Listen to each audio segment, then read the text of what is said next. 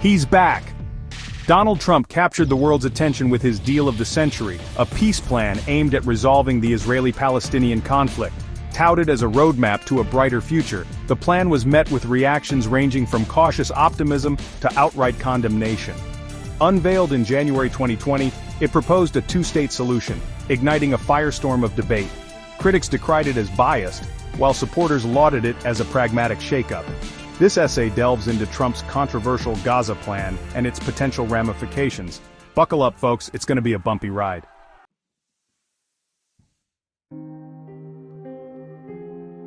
To grasp Trump's plan, we must understand the deeply rooted historical context of the Israeli-Palestinian conflict. This decades-long struggle is a tangled web of competing narratives and deeply held grievances. At its core lies a dispute over land, identity, and self-determination. For Israelis, the land holds profound religious and historical significance. For Palestinians, it represents their ancestral home and a place of displacement. The international community has long grappled with finding a solution. Previous U.S. administrations have attempted to broker peace. These efforts have consistently fallen short of achieving lasting peace. Trump's plan arrived as the latest chapter in a long and tumultuous saga.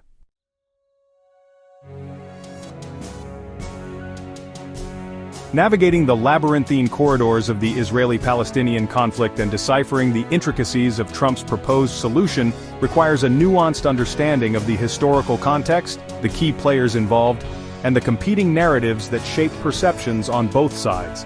This essay serves as your compass and guide, leading you through the treacherous terrain of this complex issue, illuminating the various viewpoints, and providing a framework for forming your own informed opinions. We will delve into the heart of Trump's plan, dissecting its key components, and analyzing its potential ramifications on the ground. We will explore the arguments put forth by its proponents, who view it as a bold and innovative approach that challenges the status quo and offers a fresh perspective on a seemingly intractable problem. We will also examine the concerns raised by its critics, who argue that the plan is biased, unrealistic, and ultimately detrimental to the prospects of a just and lasting peace.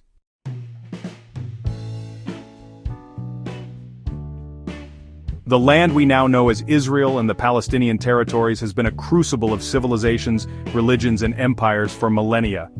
For centuries, this small patch of earth has witnessed the rise and fall of empires and the enduring presence of diverse cultures and faiths. This tumultuous history provides a crucial lens through which to view the modern-day Israeli-Palestinian conflict. The early 20th century witnessed a seismic shift in the region's geopolitical landscape. The Ottoman Empire crumbled after World War I. Great Britain gained control of Palestine through the League of Nations mandate system. This period saw the rise of both Jewish and Arab nationalism. In 1947, the United Nations proposed a partition plan, dividing Palestine into two states. The plan was met with fierce resistance, leading to the 1948 Arab-Israeli War.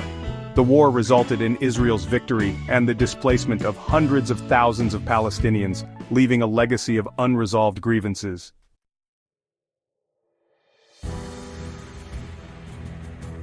The 1967 Six-Day War, a lightning-fast conflict that saw Israel emerge victorious over its Arab neighbors, further reshaped the region's political geography. Israel's capture of the West Bank, East Jerusalem, and the Gaza Strip from Jordan and Egypt respectively had profound implications for the Palestinian people and the future of the peace process. The displacement of Palestinians from these territories, along with the continued expansion of Israeli settlements in the occupied territories, became major points of contention. The decades following the Six-Day War witnessed the growth of the Palestinian liberation movement, with various factions emerging to challenge Israeli occupation. Among these, Hamas, an Islamist group founded in 1987, gained prominence, particularly in the densely populated Gaza Strip. Hamas rejected the Oslo Accords, a series of agreements signed in the 1990s between Israel and the Palestine Liberation Organization, aimed at achieving a two-state solution. The Oslo Accords, while hailed as a breakthrough at the time, ultimately failed to deliver a lasting peace. The collapse of the Camp David summit in 2000, followed by the eruption of the Second Intifada, a period of intense violence and unrest, shattered hopes for a negotiated settlement. The Gaza Strip in particular became a focal point of the conflict, with Israel imposing a blockade on the territory following Hamas's takeover in 2007.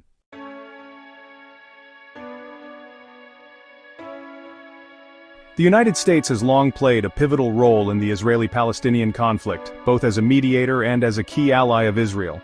Since the end of World War II, successive U.S. administrations have sought to balance their strategic interests in the region, including their unwavering support for Israel's security, with their stated commitment to achieving a peaceful resolution to the conflict. This balancing act, however, has often proved to be a delicate and contentious undertaking. The U.S.'s close relationship with Israel, rooted in shared democratic values and strategic interests, has led to accusations of bias from the Palestinian side.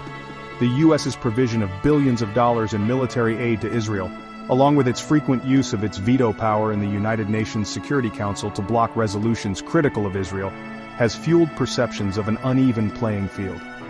The Trump administration's approach to the conflict marked a significant departure from previous U.S. policy.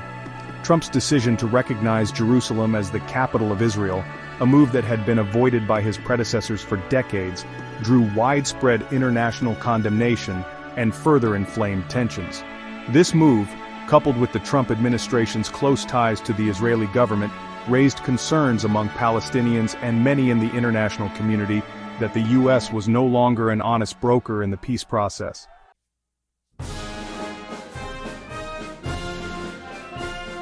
Trump's plan, often dubbed the deal of the century, hinged on the establishment of two separate states for Israelis and Palestinians. On paper, this resonated with the long-held international consensus for a two-state solution. However, the proposed map and its implications sparked immediate controversy. The plan envisioned a disjointed Palestinian state, encompassing a patchwork of territories in the West Bank and Gaza, connected by a network of roads and tunnels under Israeli control. This fragmented state would be demilitarized, lacking control over its borders and airspace. Israel, in contrast, would retain sovereignty over a united Jerusalem, annexing existing settlements in the West Bank and maintaining security control over the Jordan Valley. This arrangement, critics argued, would leave Palestinians with limited sovereignty, resembling a series of disconnected enclaves rather than a viable, contiguous state.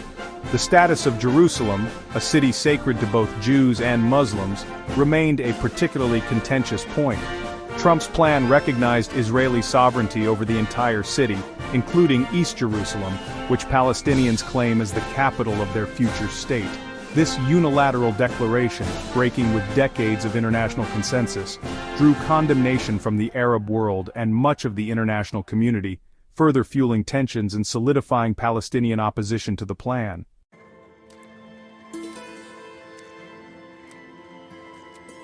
In an attempt to sweeten the deal for the Palestinians, Trump's plan included a significant economic component, promising billions of dollars in investment over 10 years. This financial package, touted as a Marshall Plan for the Palestinian economy, aimed to boost infrastructure development, create jobs, and improve living standards. The plan envisioned investments in sectors like healthcare, education, tourism, and agriculture, aiming to transform the Palestinian economy and foster prosperity. However, this economic component was met with skepticism and criticism from several quarters. Critics argued that the plan's economic promises rang hollow without addressing the underlying political issues and power imbalances. They pointed out that economic development cannot flourish under occupation, and that true prosperity requires political freedom and self-determination. Furthermore, the plan's reliance on international funding raised concerns about sustainability and political leverage.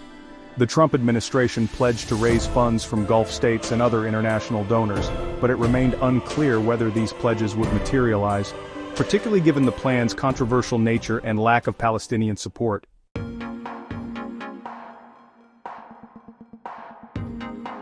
A central pillar of Trump's plan was the prioritization of Israel's security concerns. The plan emphasized the need for a demilitarized Palestinian state, with Israel retaining control over security arrangements in the West Bank and along its borders.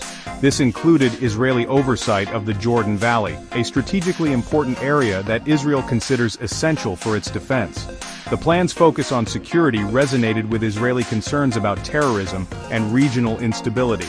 However, critics argued that it came at the expense of Palestinian sovereignty and self-determination. The demilitarization of a future Palestinian state, they argued, would render it perpetually dependent on Israel for its security, effectively perpetuating a form of occupation in a different guise. Moreover, the plan's silence on the issue of Israeli settlements in the West Bank drew sharp criticism. The continued expansion of settlements, considered illegal under international law, remained a major obstacle to peace, and the plan's failure to address this issue raised serious doubts about its commitment to a viable two-state solution.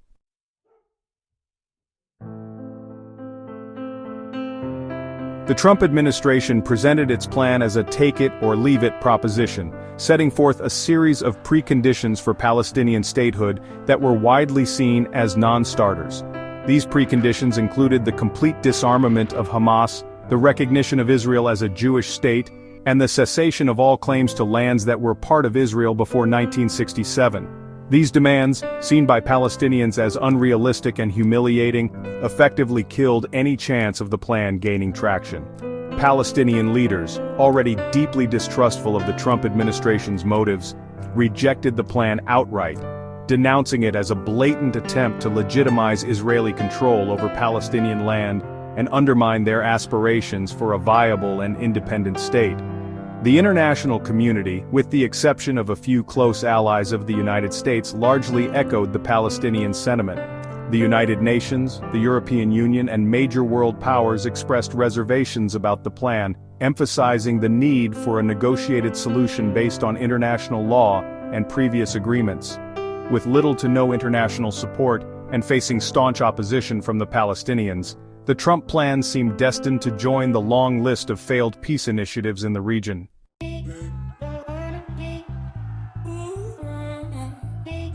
Proponents of Trump's Gaza plan hailed it as a refreshing departure from past peace initiatives. They argued that decades of negotiations had yielded little tangible progress. The plan offered a pragmatic, results-oriented approach, prioritizing achievable goals. Central to this approach was recognizing Israel's security concerns. Emphasis on demilitarization and security cooperation was essential. A weak Palestinian state posed a greater threat to Israel's security. Proponents emphasized the need for compromise from both sides. The plan offered a realistic framework for negotiations. This pragmatic approach offered hope for a brighter future. They urged both sides to seize this opportunity for a shared future.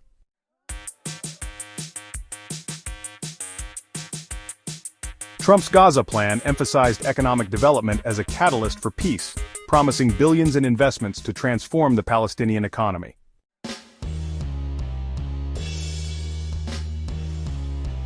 Proponents saw Trump's bold, unconventional Gaza plan as a necessary shakeup to break the decades-long Israeli-Palestinian stalemate.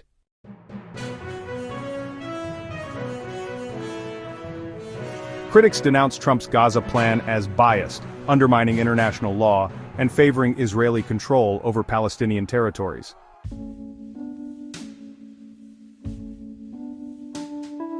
Critics argued that the plan's economic promises were unrealistic and failed to address the root political issues of the conflict.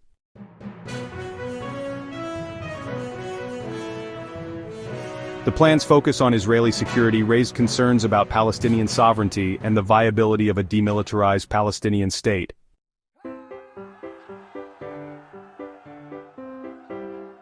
The plan's perceived bias and potential to inflame tensions risked igniting new violence and destabilizing the Middle East.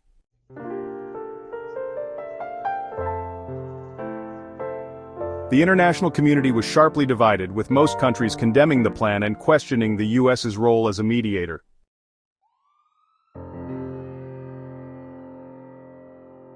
The plan's failure to address humanitarian issues in Gaza and the plight of Palestinian refugees perpetuated suffering and hopelessness.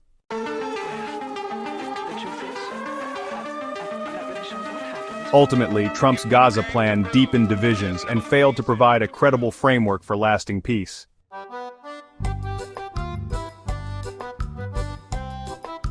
The unraveling of Trump's Gaza plan highlights the enduring challenges of achieving peace in the Israeli-Palestinian conflict. Decades of failed negotiations and cyclical violence have left a legacy of mistrust and trauma.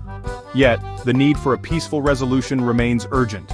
The path forward requires dialogue, addressing historical grievances, and recognizing the humanity of both sides. The international community must reassert its role in facilitating dialogue and providing humanitarian assistance. Peace must be built on mutual respect, empathy, and a shared commitment to a peaceful future.